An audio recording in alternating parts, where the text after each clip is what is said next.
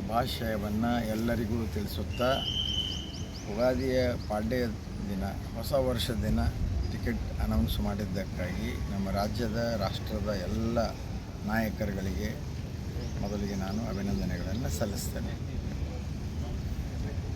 ನಮ್ಮ ದೇಶದ ಪ್ರಧಾನಮಂತ್ರಿಗಳಾದ ನರೇಂದ್ರ ಮೋದಿಯವರು, ನಮ್ಮ ರಾಷ್ಟ್ರೀಯ ಅಧ್ಯಕ್ಷರಾದ ನಿತಿನ್ ನವೀನ್ಜಿಯವರು, ರಾಜ್ಯ ಅಧ್ಯಕ್ಷರಾದ BY ವಿಜೇಂದ್ರ ಅವರು, ಯಡಿಯೂರಪ್ಪನವರು ಹಾಗೂ ಎಲ್ಲ ಗೋವಿಂದ ಕಾರಜೋಳ ಅವರಿಗೆ, ನಮ್ಮ ಪ್ರಭಾರಿಯಾಗಿರುವಂಥ ರಾಧಾಮೋಹನ್ ದಾಸ್ ಅಗರ್ವಾಲ್ ಅವರಿಗೆ, ನಮ್ಮ ಎಲ್ಲ ನಾಯಕರುಗಳಿಗೂ ಕೂಡ ನಾನು ಅಭಿನಂದನೆಗಳನ್ನು ಸಲ್ಲಿಸ್ತೇನೆ. ಭಾರತೀಯ ಜನತಾ ಪಕ್ಷದ್ದು ಬಲಿಷ್ಠವಾಗಿದೆ.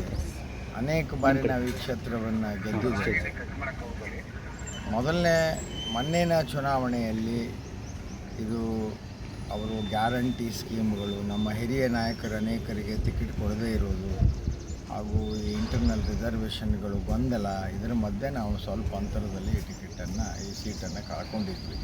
ಅದೆಲ್ಲ ಈಗ ಮನವರಿಕೆ ಆಗಿದೆ. SC/ST ಸಮುದಾಯದವರೆಗೂ ಕೂಡ ಈ ಕಾಂಗ್ರೆಸ್ ಸರ್ಕಾರ ಏನು ಮೂಗಿಗೆ ತುಪ್ಪ ಹಚ್ಚಿದೆ ಅನ್ನೋದು ಅವ್ರಿಗೂ ಗೊತ್ತಾಗಿದೆ. ಅಭಿವೃದ್ಧಿ ಅಂತೂ ಯಾವುದೂ ಇಲ್ಲ. 3 ವರ್ಷ ಅಂತೂ ಏನೂ ಆಗ್ತಾ ಇಲ್ಲ. ಎಲ್ಲ ಮತದಾರರು ಕೂಡ ರೋಷಿ ಹೋಗಿದ್ದಾರೆ. ಭಾರತೀಯ ಜನತಾ ಪಕ್ಷ ನಿಶ್ಚಿತವಾಗಿ ತನ್ನ ಸ್ಥಾನವನ್ನು ಮತ್ತೆ ವಶಪಡಿಸಿಕೊಳ್ಳೋದ್ರಲ್ಲಿ ಯಾವ ಸಂದೇಹವೂ ಇಲ್ಲ. ಪಕ್ಷದಲ್ಲಿ ಇದ್ದೇ ಇರುತ್ತೆ. ಯಾರು ಸಮಾಧಾನ ಆಗ್ತಾರೆ ಅವ್ರು ಬರ್ತಾರೆ, ಅಸಮಾಧಾನ ಇಟ್ಕೊಂಡಿರೋರು ಇರ್ತಾರೆ. ಅದ್ರ ಬಗ್ಗೆ ಏನು ತಲೆ ಕೆಡಿಸ್ಕೊಳ್ಳೋದಿಲ್ಲ. ಒಟ್ಟಾರೆ ಬಾಗಲಕೋಟೆಯಲ್ಲಿ BJP ಗೆಲ್ಲಬೇಕು. ಇದು ನನ್ನ ಗೆಲುವಲ್ಲ, ಭಾರತೀಯ ಜನತಾ ಪಕ್ಷದ ಗೆಲುವು, ಹಿಂದುತ್ವದ ಗೆಲುವು. ಮುಖ್ಯವಾಗಿ ಭಾಳ ಸೆನ್ಸಿಟಿವ್ ಕ್ಷೇತ್ರ ಇದು.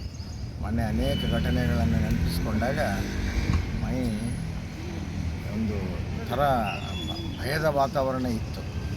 ಆ ನಿಟ್ಟಿನಲ್ಲಿ ಇಲ್ಲಿ ಹಿಂದುತ್ವದ ಪರ ಅಲೆ ಇದೆ. ಹಿಂದುತ್ವನೇ ಇಲ್ಲಿ ಗೆಲ್ಲಬೇಕು. ಸರಿ, ಅವರಿಗೆ ಕಾರಜೋಳ ಅವರಿಗೆ, ಅರುಣ್ ಶಾಪೂರ್ ಅವರಿಗೆ ಜವಾಬ್ದಾರಿಯನ್ನು ಕೊಟ್ಟಿದ್ದಾರೆ. ತಮ್ಮ ಕೆಲಸ ಅವ್ರ ಕೆಲಸ ಅವ್ರು ಮಾಡ್ತಾರೆ. ಅದರ ಹೆಚ್ಚಿನ ಮಾಹಿತಿ ನನಗಿಲ್ಲ.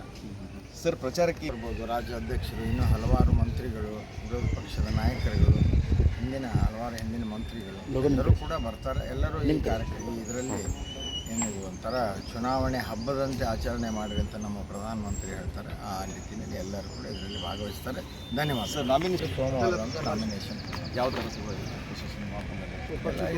ನಮ್ಮ ಬೀಳೂರು ಗುರುಬಸವ ಮಹಾಸ್ವಾಮಿಗಳ ಗುಡಿಯಿಂದ ಹಳೆ ಆಡತು ಬಜಾರದಿಂದ ಬಸವೇಶ್ವರ ಸರ್ಕಲ್ವರೆಗೂ ಕೂಡ ಮೆರವಣಿಗೆಯನ್ನು ಮಾಡಿ ಅಲ್ಲಿಂದ ಪದ್ಧತಿ ಪ್ರಕಾರ ಹೋಗಿ ಚುನಾವಣಾಧಿಕಾರಿಗಳ ಆಫೀಸಲ್ಲಿ ನಾಮಿನೇಷನ್ ಕೊಡ್ತಕ್ಕಂಥ ಒಂದು ಪ್ರಕ್ರಿಯೆ ಇರ್ತದೆ.